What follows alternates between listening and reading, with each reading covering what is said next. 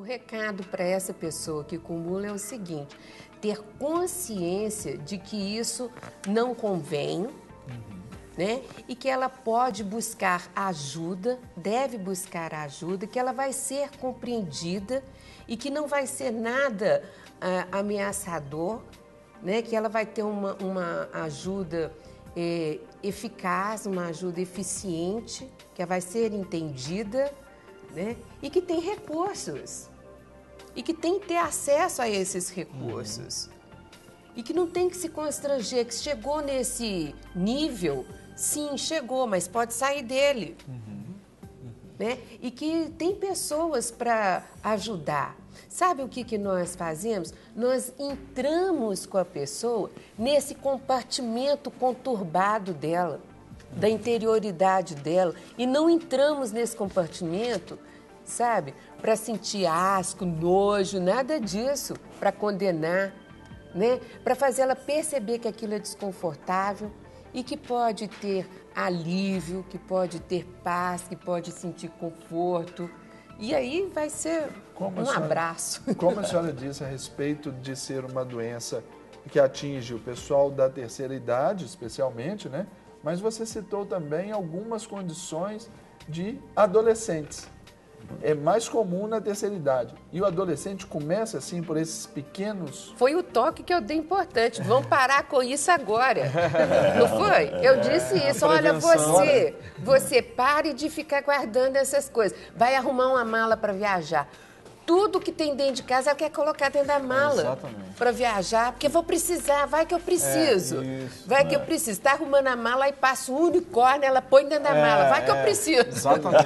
Agora, qual é a diferença? Essa sempre foi a minha, desculpa, mas essa sempre foi, até hoje ainda é a minha briga lá no Ministério, principalmente com as irmãs, né? Porque as irmãs, nós vamos passar um evento final de semana, clínica da alma, em determinado lugar. Aí chega as irmãs com aquela mala enorme, não é? E aí, normalmente, os irmãos vão ter que carregar, né? Porque elas não dão conta do recado. E aí, você vai olhar lá, tem botão, porque se cair um botão, tem botão. Tem linha para poder colocar o botão. Tem os remédio, que se der dor de cabeça, se... Tu entende? Aí, quando você vai ver, é uma mala gigantesca. E, às vezes, a gente poderia ser muito mais simples e depender mais do Senhor, né? Que Ele pode cuidar de todas as coisas. Ao contrário do irmão nosso que leva uma malinha desse tamanho que você tem que ficar emprestando coisa pra ele. Exatamente. Aí desse é outro tamanho, extremo. Aí é outro extremo. Agora aqui, então, e a condição saudável de ser um colecionador? Saudável? Ser um colecionador, alguém que gosta de um determinado tipo de Eu queria material. falar sobre isso. Porque não podemos confundir, não. O colecionador, ele tem critérios para guardar. E ele classifica. O colecionador, ele organiza aquilo que ele vai guardar e ele tem um propósito. Por que ele está colecionando? Ele sabe, ele classifica, ele tem ordem. Então, o colecionador. Mas tem o colecionismo patológico. Então, vamos diferenciar as coisas. Olha, que bênção. Tem que classificar tudo isso. Eu disse que tem características muito próximas. Tanto o comprador compulsivo, porque eu sou uma compradora. Eu não tenho que comprar. Você é um comprador. Sim. É um consumidor. Mas não pode ser compulsivo. Então não pode ter as características patológicas. Então eu posso colecionar, mas eu não posso ser um colecionador patológico, né? Então, os extremos, o que é em excesso, né, tem que ser cuidado. Bem trabalhado, né? Exato. Deixa eu registrar mais algumas participações do nosso querido telespectador, que sempre participa aqui do De Tudo Um Pouco, do quadro Clínica da Alma, com as suas colocações, suas perguntas, e isso nos ajuda bastante. Então, eu tenho aqui a Vânia, ela é de Belo Horizonte. Ela diz: eu quero parabenizar o programa e os temas que são abordados. Que Deus abençoe muito. É isso aí, Vânia. Nós queremos fazer essa televisão interativa, trazendo a palavra de Deus para a sua vida e também alcançar aí sob a forma da cura, alcançar aí sob a forma da edificação e do conhecimento. Então, obrigado pela sua participação. Fica aí o seu registro. Temos uma outra participação aqui que diz: não quis se identificar, de Belo Horizonte. Gosto muito deste programa. Eu tenho um filho que gosta muito de acumular as coisas. O que eu posso fazer para ajudá-lo? Nós já demos aqui algumas dicas, né? Mas aqui é uma mãe. Então tem que se aproximar desse filho. Ela não falou a idade. Não, aqui não fala a idade. E tem que ver também se o que ele está acumulando, se está no nível, né, doentio. Aí tem que ver. Então tem que haver um diagnóstico, tem que haver uma avaliação, tem que haver... Porque a gente vai rotulando tudo, né? E não é algo tão simplista assim, Não. né? Isso, então vamos caminhar aqui para mais uma, também anônima, e participação anônima também de Belo Horizonte. Eu gostaria de saber o que eu posso fazer com uma pessoa da família que é acumuladora. Essa pessoa compra as roupas que não servem nela, guarda tudo em cima das mesas, no chão, só fica dentro de casa. O que fazer? Aqui já é um caso já mais extremo, né? O que a gente pode dizer para esse telespectador aqui, Edelweiss? Não condenar, porque já nota-se que é um desvio comportamental. Então, sem a condenação, pode-se haver um convencimento de que a pessoa precisa ser ajudada. Com uma imposição de intervenção, torna-se bem mais difícil. Mesmo a pessoa aceitando a intervenção, não vai ter o resultado curador. Né? Então, a proximidade em amor vai fazer com que a coisa dê abertura para que essa intervenção venha a ser efetiva. Aí tem uma raiz aí, Edelweiss, porque ele compra roupa que não serve nele. Isso aí tem um fundo aí que tem algo aí que tem que ser buscado e tratado, porque existe uma diferença. Quando a pessoa compra roupa para ela é uma coisa, roupa que não serve nela e está acumulando, tem alguma coisa aí a ver com a vida dela. Tem a ver com a disfunção emocional. Emocional, mas não é Seria algo aí aquele que está caso, desequilibrando. por exemplo, a né? pessoa comprar um número menor, pensando assim, um dia, quando eu emagrecer, quando eu perder peso... Tem algo aí isso, que... Ou como também a maneira como a pessoa se vê, né? Então, de repente, ela usa 42, mas ela se vê 38. E ela compra 38. Ela não se vê, está dissociada. Na realidade, tem essa... E no caso da família, a família normalmente julga, a família normalmente isola, que é um dos problemas. É o que eu disse que atrapalha, né? É o que piora muito a condição, né? O que impede desfavorece, né? Para que tenha resultado, né? Sempre, em qualquer situação, o amor sempre nos favorece, né? A palavra branda sempre cria favorecimentos, né?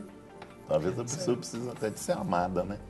Para resolver esse problema. Talvez pode ser falta de amor E se mesmo você que chega a esse ponto. conquista, né, você vai ter uma credibilidade e você pode até persuadir um indivíduo. Olha, isso aqui está trazendo prejuízo aqui para o ambiente. Vamos nos desfazer disso por um período. Se for necessário, a gente busca de novo. A pessoa pode ser que concorde. Pode começar até por uma organização, né? Separações, Aos poucos, exato. passo a passo, bem criteriosa. Por exemplo, no caso aqui dessa aqui das roupas. Olha, vamos colocar aqui as roupas que você usa.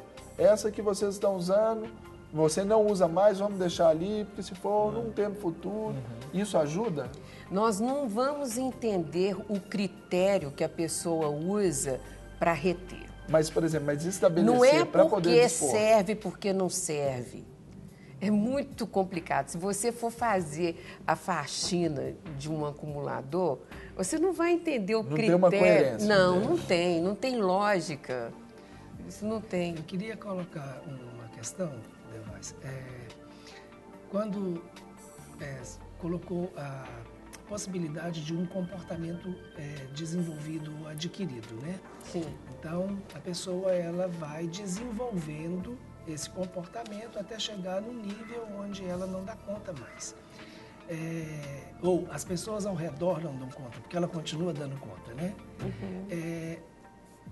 Eu vivi um tempo nos Estados Unidos e a gente vê isso com mais frequência do que a gente vê aqui.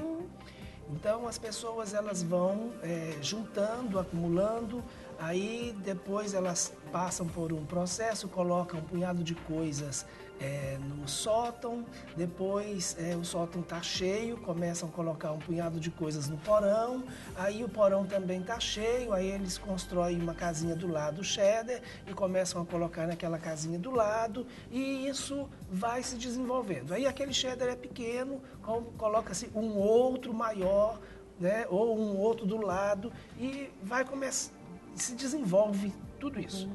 Então, há uma influência, já que pode ser um comportamento que ele pode ser desenvolvido, há uma influência social favorece esse tipo de patologia? Sim. E nos Estados Unidos é devido ao consumismo, né? O ter. Então lá a motivação é essa. A solidão influencia também. Né? E sobre os cômodos que você estava dizendo, a disfunção caracteriza o seguinte: o quarto não vai servir para dormir, o banheiro não é para ser usado como banheiro, né? Então tudo desconfigura, né? Para corresponder à desorganização interior. Então fica espelhado ali. A cozinha não serve mais como cozinha. Não serve mais para cozinhar, de tanta coisa acumulada que tem ali. Então, perde a função. Então, é por isso que faz o que acontece com as casas. Até mesmo o lixo. Então, as pessoas, o lixo da semana, ele fica lá 1 semana, 2 semanas, 3 semanas, 4 semanas, aí compra um outro recipiente para colocar o lixo e não põe o lixo para fora. Então, eu já vi situações desse tipo, onde a pessoa vai acumulando latões de lixo, e isso para não pôr simplesmente o lixo para fora. Então, é uma coisa que você não consegue entender como que a pessoa vive, até mesmo com aquele estado de coisas em putrefação, tanto dentro de casa, quanto do lado de fora. Rogerinho, antes aqui, deixa eu passar essa pergunta, que é do Jaderson, que é daqui de Belo Horizonte também. Essa eu vou dirigir aos 3, né?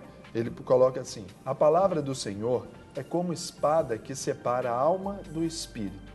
Por que a igreja de hoje em dia é uma igreja tão emotiva e uma igreja tão pouco de poder espiritual?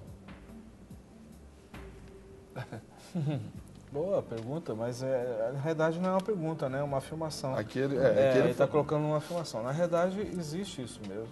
Né? A igreja de hoje é uma igreja que perdeu um pouco da perspectiva, da essência, né? Da igreja dos primeiros, do início da igreja, desculpa.